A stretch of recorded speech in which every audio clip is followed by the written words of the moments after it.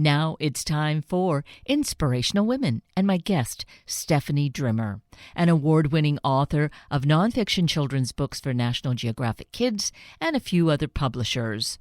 Today, Stephanie brings us a beautiful and educational book that I feel is going to thrill kids, but also their parents and grandparents and teachers and everyone around them. And we can all have such fun together. Stephanie is here to share with us National Geographic's 5,000 amazing facts about animals. Stephanie Drimmer, good morning, and thank you for joining us once again. Thank you so much for having me. You and I were just commenting prior to recording our conversation that we hadn't spoken all that long ago, and it was really as summer began. So we're kind of bookends, the beginning of summer and the end of summer. That's right, we are. And you have spent the summer obviously working, because here we have another stunning book from National Geographic for Kids. This one, 5,000 amazing facts about animals. What fun is that? So much fun. I love these fact books. Nat Geo does a ton of them every year. They're really, really popular with kids. I think kids love just being able to pick up a book and flip through it and pick out an amazing fact here or there, impress their friends, stump their parents, and kind of flip on to the next thing. They are... It's almost mind-boggling how many of these facts there are, like 5,000. And that's, I think, only a drop in the bucket, really, in terms of what's known about these animals and our planet. So to choose these and assemble them is just an amazing piece of work. Yeah, so the Nat Geo tone is weird but true. So that's the parameter for anything that goes in one of these books. There are a lot of facts out there that are interesting or amazing, but in order to qualify to get into this book, it has to be weird but true. So I can give you a couple of my favorite facts from the book. Oh, yes. If you'd like. Please. Okay, a couple quick ones. A black mamba snake, which is one of the deadliest snakes on the planet, can slither faster than a human can run. That's just terrifying to me.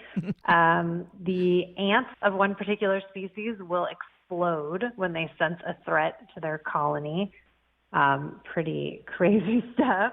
And here's a super spooky one. There's an expert who estimates that mosquitoes have killed about half of all humans who have ever been born. So in the history of humanity, about half of us have been killed off by mosquitoes, which is, another reason to dislike them. That one really is so astounding. It is hard to believe it's true. It is, and of course, this is one person's estimate, and it could be a little bit off. But I think the overall point is that mosquitoes are responsible for an just absolutely astounding number of human fatalities. We're sort of living in their world, if you think about it. Right, exactly. And I can think of just off the top of my head with malaria, because that's mosquitoes are the ones who transport malaria, right? Mm-hmm. Yeah, that's right. And to think of the people, it's been an epidemic in some countries, so I guess that really isn't too far from the truth. Right, yeah, once you think about it, makes sense. Yes. Oh, no wonder we don't like those pesky mosquitoes. But I must say that here in the Northwest, I very rarely have encountered a mosquito. How about you, Stephanie? That's right. Yeah, I think we're a bit of neighbors up here, and we do see them a little bit in the summer, but nothing like I think people in the South experience with those giant-sized mosquitoes. Right. Or you get into sometimes the hot northern areas. This isn't that far north, but I lived in Manitoba as I was growing up. Oh, mosquitoes were horrible. And you would even have the city coming out and doing the smoking kind of thing to try and really keep that population reasonable, at least. Right, yeah. Right. Yeah, we humans are fighting back, but I think the mosquitoes have won on the scale of of history. They have. So those are the kinds of things we can find in this wonderful new book, Nat Geo for Kids, the 5,000 Amazing Facts About Animals. So 5,000 versus what did you just share with us about 4 or 5, Stephanie?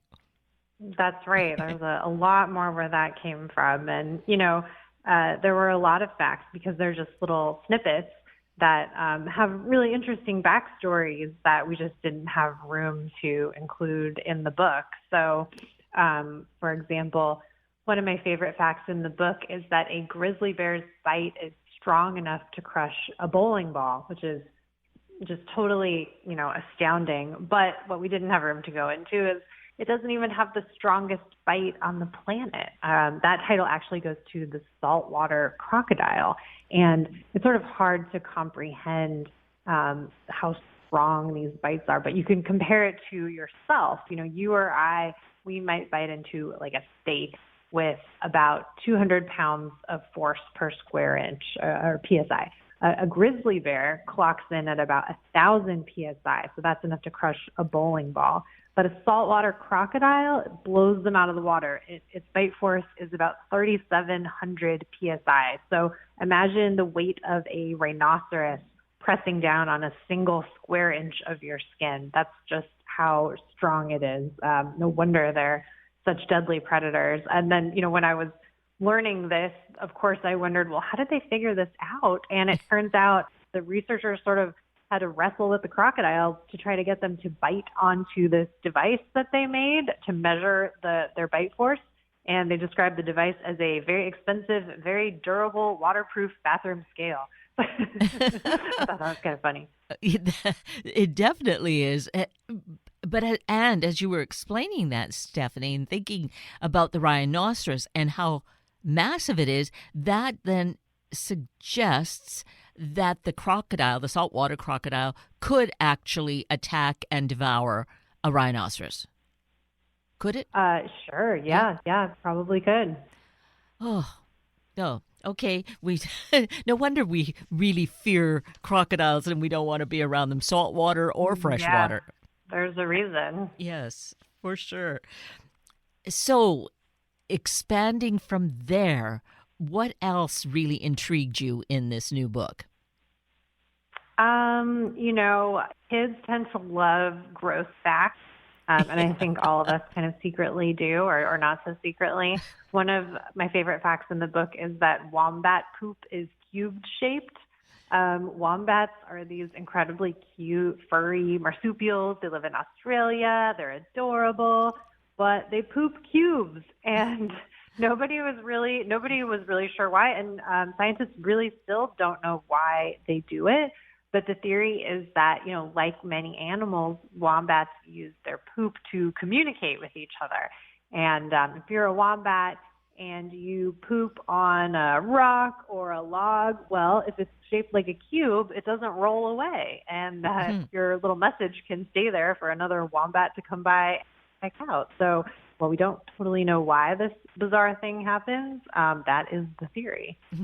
So then I have to wonder, does that mean their intestines are maybe square-shaped?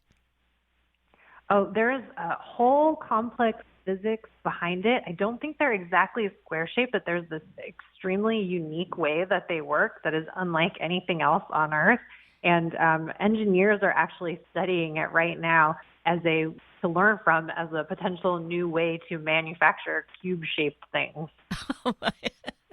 Again, this is the animal world leads us in terms of natural ways of doing things, really teach us how to move forward.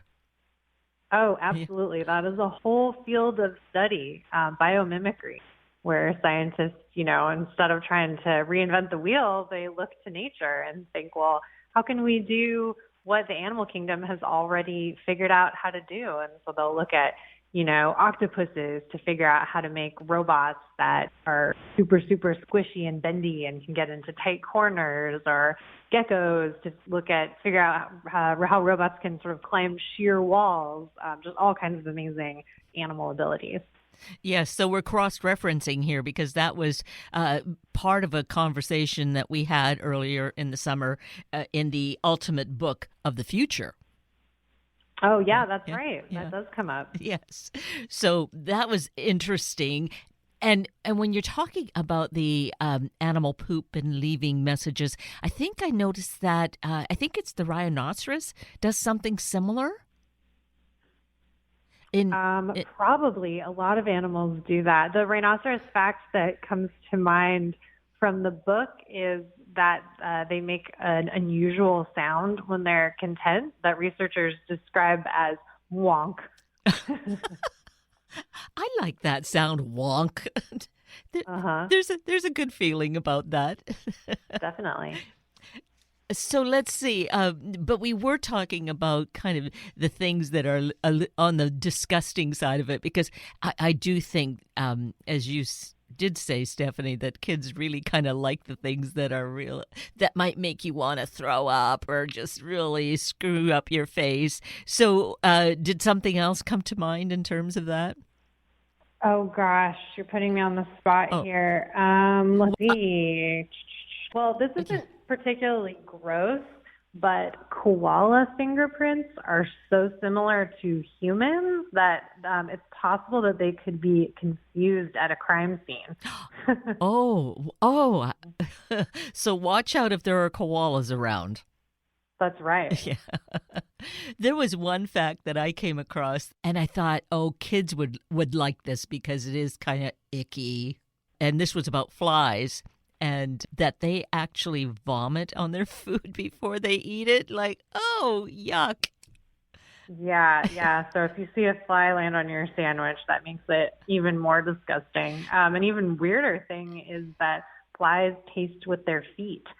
So if you can imagine having taste buds on your hands, when a fly lands on food, it can actually, get a little sense of it, get a little taste before it eats it. Oh, yes. So for both reasons, get rid of those flies around us.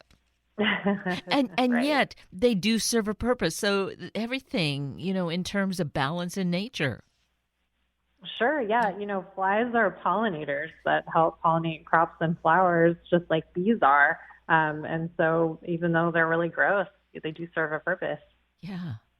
So that brings me to a point, as I would, and we've talked a little bit about rhinoceroses and how, thinking of their population and how all aspects of life on the planet is so important in terms of balance, but that this was really amazing. Just 100 years ago, there were 500,000 rhinos on the planet, and now there's less than 30,000. Yeah, it's very sad. We're unfortunately causing the extinctions of a lot of animals, especially the charismatic large animals, polar bears, white rhinos, that kind of thing. So Yeah. hopefully we can figure out a way to put a stop to it. Yes, absolutely. Well, I think that a book like this, these National Geographic books, really are a great way to bring that attention and thus education to all of us, regardless of age, but certainly with kids, really instilling that in them and seeing the beauty and the value and the necessity of all parts of the species on the planet. That helps, I think, to move to a better future, possibly. Oh, absolutely. You can't care about animals that you don't know anything about. And so it's important to not just get familiar with the animals in your backyard, although of course that's a lot of fun, but to get a sense of all of the animals that exist across our earth and, especially in the oceans, which is something that most of us really don't get to see. But, there's a whole world down there of jellyfish and sea turtles and octopuses and whales, incredible animals that are really important for the health of our planet in general. And I think when you have a book like this, it can sort of open up new worlds to you and teach you about animals and parts of the world that maybe you weren't thinking about before. So, thinking about the oceans and life there, there's just this amazing section on coral and the coral reefs. Sure. Yeah. Coral reefs are absolutely incredible, and a lot of people don't realize that a coral reef is just the sort of house for an animal that lives inside of it. Coral reefs are literally alive, and they grow over time.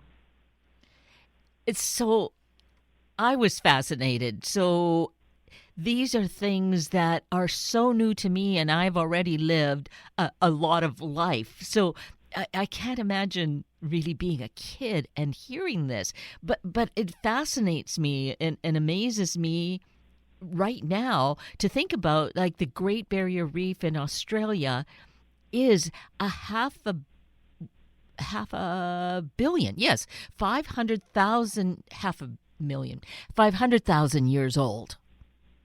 Yeah. Coral reefs have been around for a long time, since the dinosaur days, and hopefully they'll be around for a lot longer. But that's one of the things that we're seeing disappear really fast. Yes, again, I can't think specifically of what's been said in recent times about that the Great Barrier Reef in itself, but that it is actually deteriorating. Is that right?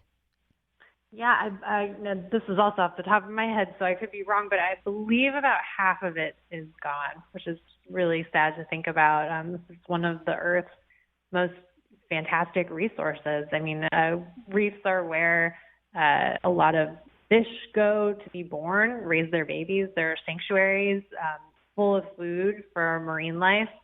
And coral reefs are also an untapped resource. There are several medications, including, I believe, a cancer medication, that have come from compounds discovered in coral reefs. And this is something that we're just beginning to explore. So, it's just really an incredible resource worth preserving. Absolutely. And part of the destruction, I guess it's perhaps just environmental, the pollution of our oceans. But is there another way, do you know, Stephanie, of how so much of it has already deteriorated? It's climate change is the number one reason. Coral reefs are incredibly delicate, and so just a small amount of warming can cause what's called coral bleaching, which is actually the tiny animals that live inside the reef. They leave the coral, and they leave just sort of the dead structure behind, and so that's the main cause. And actually, if that is their habitat, when it's gone, that's going to mean all of the sea life that depends on it is going to also be dying off. Right. Yeah. And there are some scientists doing amazing things with sort of creating artificial reefs, where they'll sink structures that can provide a refuge for animals to kind of keep that ecosystem in play. And there's actually a lot of shipwrecks from throughout human history that have become sort of artificial reefs for marine life. So that's a pretty cool thing. You can go look up pictures, or if you're lucky enough to be able to scuba dive somewhere, you can go check it out for yourself, and you can see these old warships that are just covered with plants and fish, and things just kind of taking over what used to be a human object. So while we don't want things, natural things, nature to deteriorate, it is wonderful that we have the ingenuity and the passion of a lot of people to want to recreate and try to save as much as we can. Yeah, absolutely. And I think, there are so many people who are invested now and we know so much more than we did now, and it makes me hopeful for the future. Right. And so once again, these books from Nat Geo Kids really are a big part of that, of making kids aware and get them intrigued, and they just want to do all they can to make a difference and do good in the world. Yeah, absolutely. I think that these books are a great way to inspire kids into going into STEM careers, science, engineering, tech. All of these fields are just fantastic, exploding industries that kids today are going to have great opportunity to go and work in.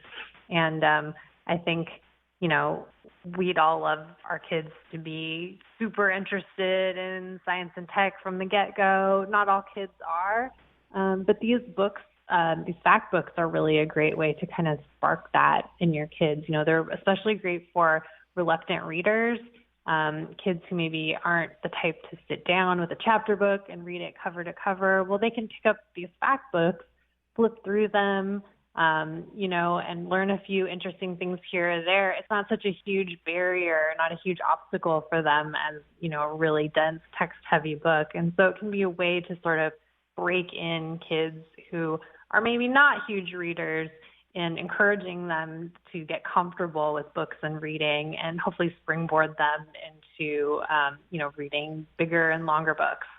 Yes, finding this area that they have a particular fascination with at a particular time, and then going to the library or going online and doing a lot more research and finding out more information. That is that kind of learning and education is something you can't buy.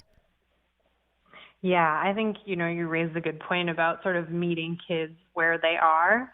And you can't really force anyone to be interested in something, So I think you kind of have to see what piques your kids' interest and try to encourage that. So, maybe they don't, we're going back to kids who are more reluctant readers, maybe they don't love reading traditional books, but they like graphic novels. Great. Take them to the library, get some graphic novels.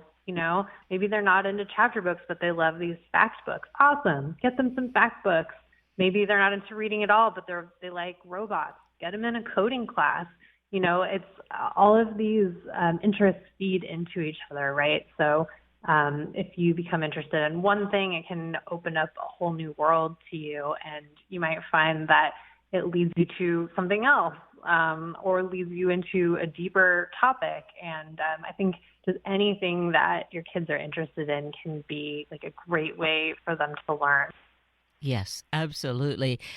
All of it you can just play off of by paying attention and kind of doing a little bit of steering and introducing other things. And certainly in a book such as this, 5,000 facts, there has to be at least a couple of things that pique an interest, and then we can kind of do a little more deeper exploring. Yeah, and these facts are really, Nat Geo really has a voice and a take on how kids learn. And for a book like this, that barometer is weird but true. So, there are so many facts out there. A lot of them are interesting or amazing, but in order to qualify to fit in this book, a fact has to be weird but true. And that is just a tried and true formula for grasping kids' attention. So, these books really are tailored to kids and tailored to presenting information in a way that will spark their curiosity. And it continues to spark mine, as I've mentioned. So here's the thing about honeybees. We see the bees around us, and we know they too are endangered. But to read that there are 3 million hairs on a honeybee's body. 3 million. I mean, this thing isn't very large. How can there be 3 million, right? Yeah, I don't know. That's an incredible fact. I think the furriest animal on Earth is a sea otter, and I believe it has about 1 million hairs per square inch. And I don't know how that's possible. It's totally amazing. Yeah, I know. It just boggles the mind how microscopic or so very fine that must be to get 1 million in that. Oh, and then in terms of fur, I read in there about the polar bear and how the polar bear hair is hollow. It's hollow, yeah. Their polar bear hairs are actually translucent. You can see right through them. So Oh, we think of polar bears as white, but they're actually not. They're clear. And really what creates that white color is the snow and ice around them. isn't that just amazing? That must be why when you see them kind of in an aquarium situation in this area, the fur looks almost yellowish, and that has to be because of it being translucent, so what's around them is not white, and therefore it's going to be a little off color. Right, Yeah. probably. Yeah. But and there too, we're talking about an endangered species that is really heartbreaking because as the sea ice melts and it affects all of their eating habitat, that is a very scary situation. Yeah, so polar bears are actually considered marine mammals, which I find really interesting. Just like a whale is a marine mammal, polar bears are completely dependent on sea ice. The ice is, of course, there's no land underneath it. It's just ice pack, frozen water. And so, like a whale, they are marine mammals that need the ocean to survive. Yes, and so there too, I read where they normally will eat seal blubber. And there too, the seal population is decreasing, and they don't have access to that food, and they have to eat a lot. Right. Yeah, I think they're having to travel really far to find prey, to find seals to eat, and sometimes they're not able to do that. It is really sad. It's one of the sort of flagship species for climate change. Yes. But an interesting thing about that I read was that the polar bear, can smell a seal 20 miles away. Yeah, they're just absolutely incredible predators. It's so astounding. Just these facts about these creatures on our planet, and while the barrier reef, the coral reefs are also creatures, as we've established, and to just think about how intricate they are is, well, like mind blowing because of how huge it is and how intricate and very specific. It's so awesome. It really is. Yeah, the world is a totally astounding place. I've done a lot of these books for Nat Geo, and it just still blows my mind every time I write and research one of these. There's just so much out there to learn, and it's the kind of thing where the more you learn, the more you realize that you don't know. Yes, exactly. And so here in this one book, and there are multiples of these from Nat Geo Kids, here 5,000 different facts about the earth and the creatures that inhabit it and how that interact with us, and what we need to do to preserve this. As we've already shared, Stephanie, right? Exposing our kids to these books is probably the greatest gift that we can really give them. Yeah, I think that's quite a compliment, and I think it's true. I think that sparking kids' curiosity in the world is like you said, the best gift that you can give. Yes. And, here we are getting into the last months of the year. Not too soon to be thinking about special gifts for special someones. And so this is a wonderful gift book. Oh, absolutely. It's a beautiful sort of coffee table size hardcover book with gorgeous illustrations. I mean, Nat Geo, I'm not involved in the design side, so I feel free to brag about it. The designers just do an absolutely incredible job. And Nat Geo is known for its amazing photography, and there are just tons of super cool photos in the book.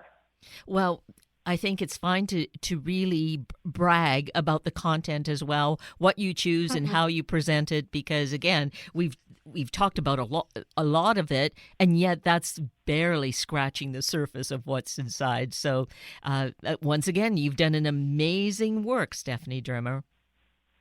Thank you so much. Well, you're welcome. And I hope that being that we've talked to you already twice this year, maybe not again this year, but I imagine we'll be talking again next year. I certainly hope so. Me too. Well, it's been great fun. Thank you so greatly for all the talent that you have and sharing it in this way with us. Well, thanks for chatting with me. That brings us to the end of a very full hour of Inspirational Women with Stephanie Drimmer and Sunday Morning Magazine with Lisa Forbes. I'm Kate Daniels, your host, and I greatly appreciate your sharing this hour with me and these special guests. For details you might have missed or information you'd like to know, please just send me an email, kated@warm1069.com, and I will get right back to you. Also, if you'd like to listen again or share these important stories with your family and friends, find the podcast on our Warm 1069 webpage. Just click on the podcast tab, then either of the show names, and then look for the guest names. I now wish you and your family a day of big hopes and big fun together.